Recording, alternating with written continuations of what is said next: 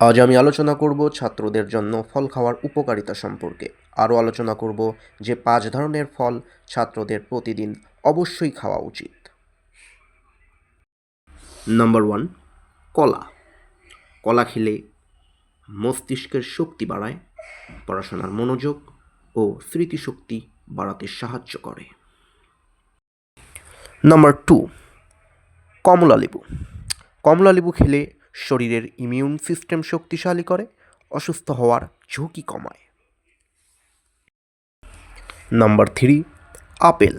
Apple খেলে শরীরের ক্লান্তি দূর করে, পড়াশোনার চাপ কমাতে সাহায্য করে। এছাড়া পড়াশোনার মনোযোগ বৃদ্ধি করে।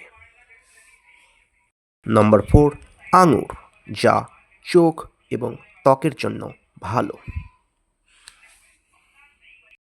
নাম্বার 5, আম। আম খেলে শরীরে প্রয়োজনীয় পুষ্টি যোগায়, দৈনন্দিন কাজ ও পড়াশোনার এনার্জি বজায় রাখে।